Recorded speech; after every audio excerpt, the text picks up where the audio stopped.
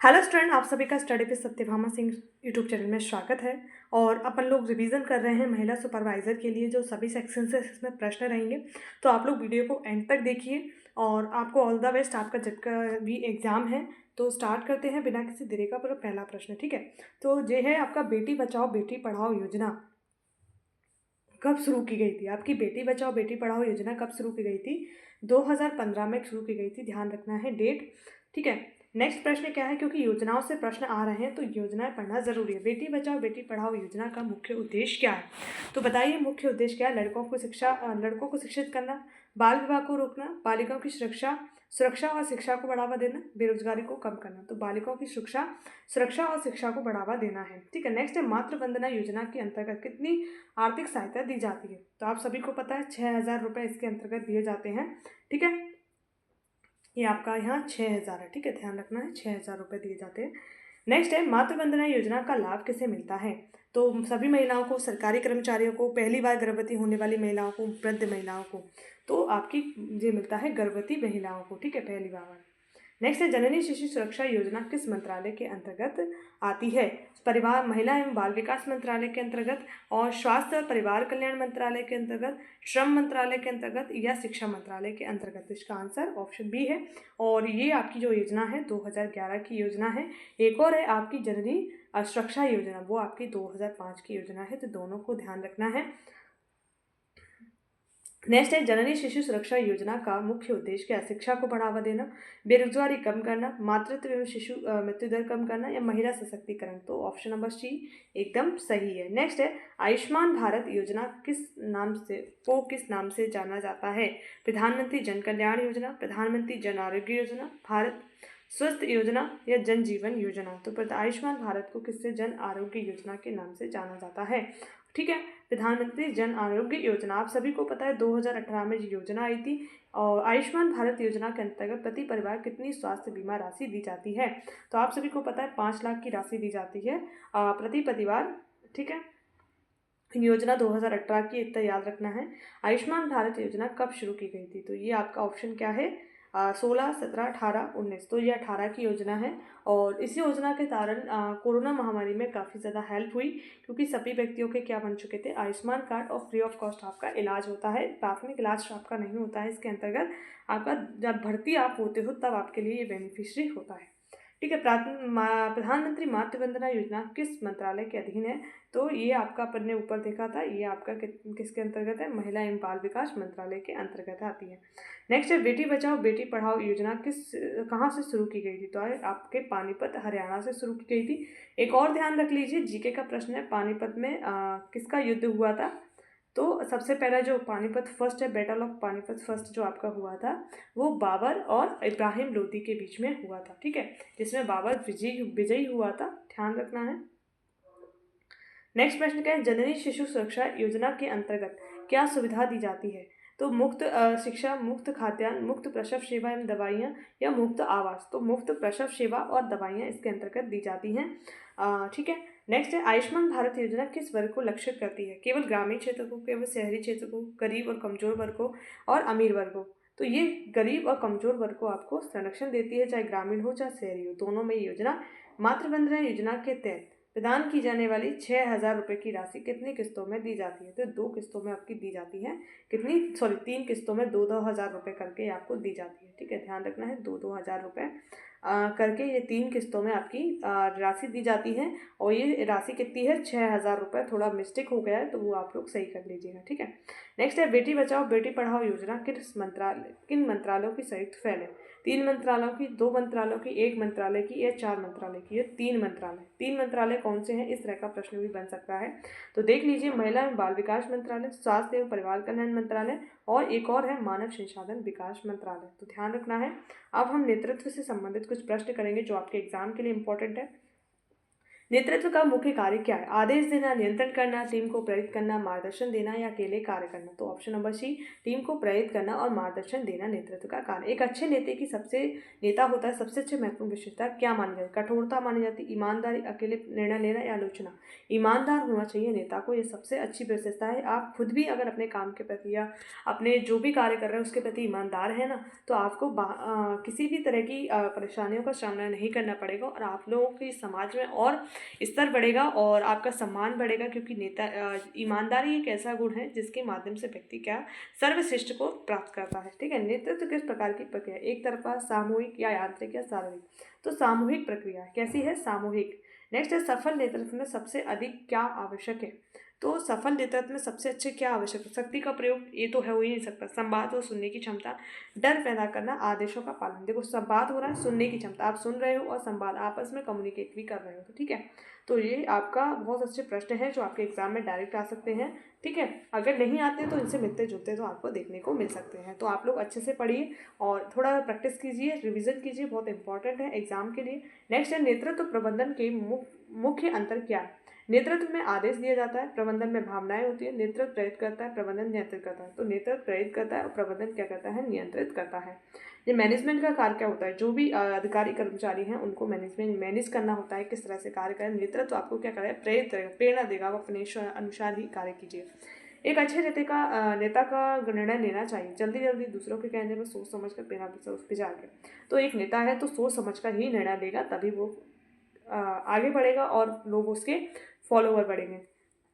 Team work का बढ़ावा देने वाले नेतृत्व प्रकार कौन सा है? अधिनायकवादी नेतृत्व, लोकतंत्रवादी नेतृत्व या निरंकुश नेतृत्व या औपचारिक नेतृत्व? तो ये लोकतांत्रिक नेतृत्व होता है। ठीक है। नेक्स्ट है, नेतृत्व किस प्रकार की योग्यता है? केवल शारीरिक, केवल मानसिक, सामाजिक और व्यवहारिक, केवल तकनीकी?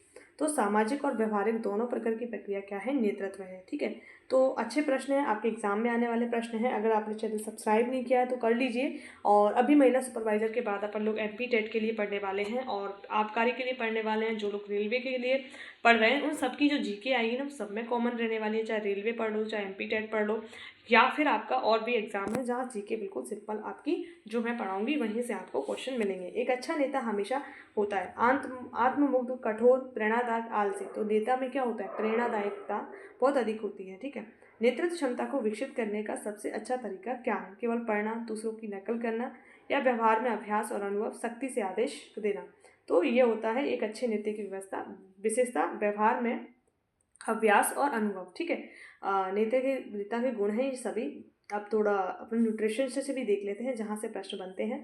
मानव शरीर में सबसे आवश्यक पोषक तत्व कौन सा है? तो बताइए। कार्बोहाइड्रेट, प्रोटीन, जल, वसा।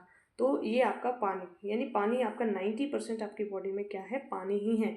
ठीक है। ब्लड में भी पानी सबसे ज़्यादा पाया जाता है। प्लाज्मा जो रहता है ना उसमें 90% आपका क्या रहता है? पानी। बाकी जो 10% बाकी पोषक तत्व रहते हैं। ठीक है। नेक्स्ट है, प्रोटीन किसके लिए आवश्यक होता है? ऊर्जा प्रदान करने के लिए, शरीर की वृद्धि और मरम्मत के लिए, केवल वजन बढ़ाने के लिए, त्वचा का गुणवत्ता है, शरीर की वृद्धि, मरम्मत प्लस एंटीबॉडी का काम भी क्या करता है? यही आपका प्रोटीन करता है। ठीक है, ध्यान रखना है, प्रोटीन का कार्य होता है। नेक्स्ट है, विटामिन ए की कमी से कौन सा रोग होता है? तो ऑप्शन नंबर ए ही है, रतौंधी रोग हो जाता है। इसका जो रासायनिक नाम है रेटिनॉल है। क्या है? रेटिनॉल है। ध्यान रखना है, रेटिनॉल है। ठीक है। नेक्स्ट है, आयरन की कमी से कौन सी बीमारी होती है? तो आप सभी को पता है आयरन की कमी से कौन सा होता है।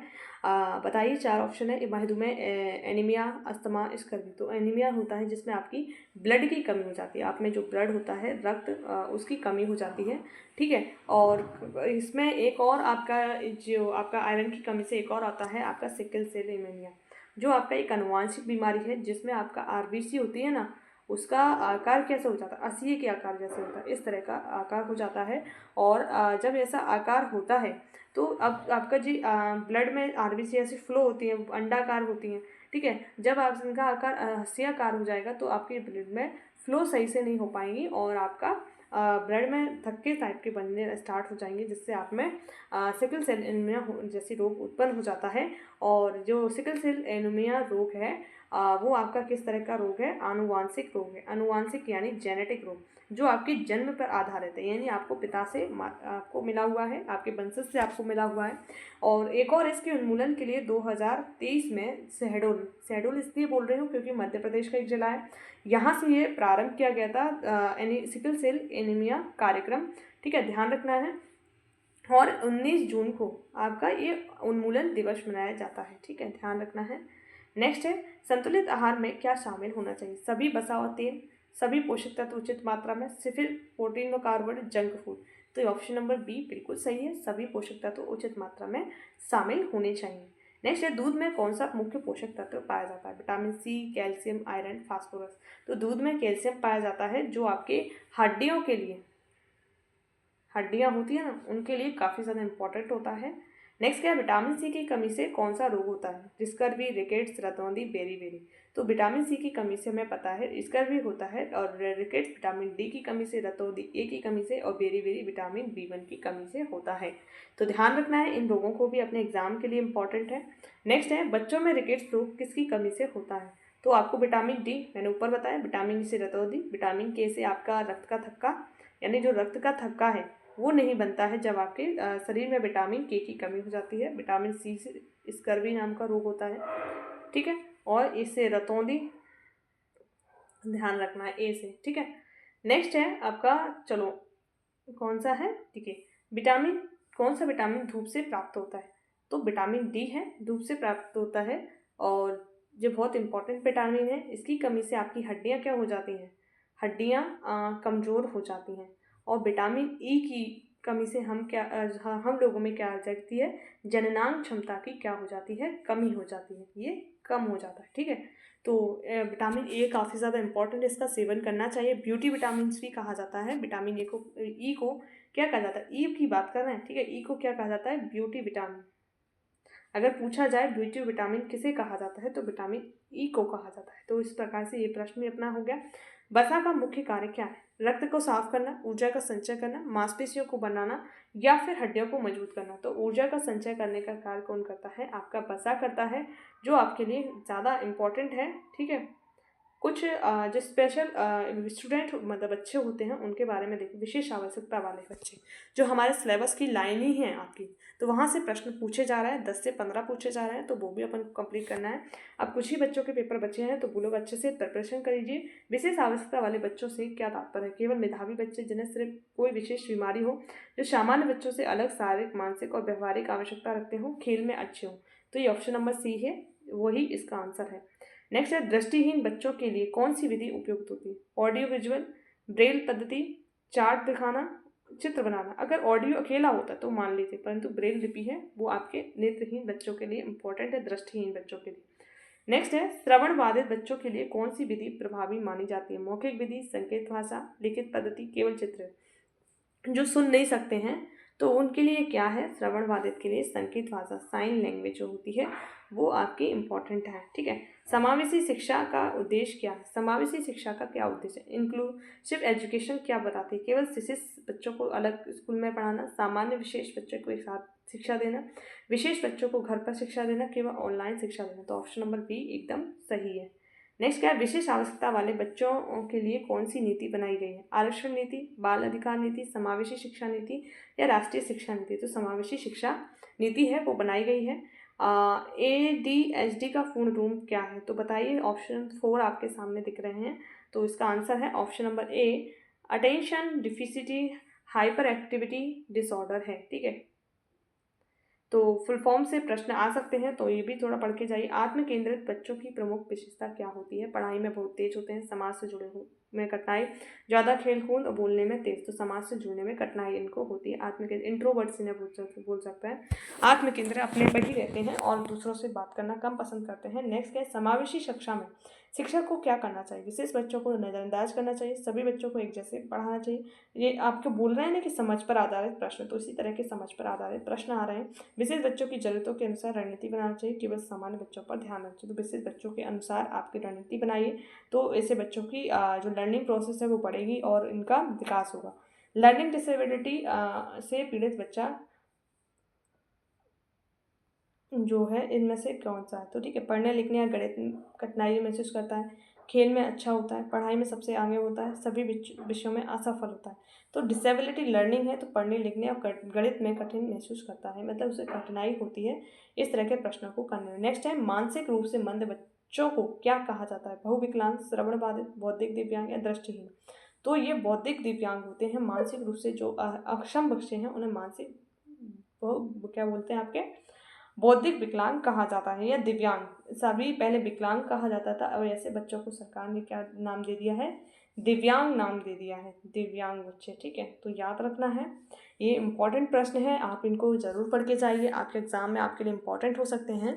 तो ये वो प्रश्न हैं जो लोग बता रहे हैं कि यहाँ से प्रश्न आ रहे हैं, इस तरह के प्रश्न आ रहे हैं, अपन ने कई सारी बीमारियों से कर लीजिए। आप पुरानी वीडियो भी जाके देखिए, जिनके पेपर में अभी कुछ टाइम बचा हुआ है, वो लोग सारे इस तरह के प्रश्न को सॉल्व कीजिए, ताकि आपके एग्जाम में अच्छे से अच्छे नंबर आएँ।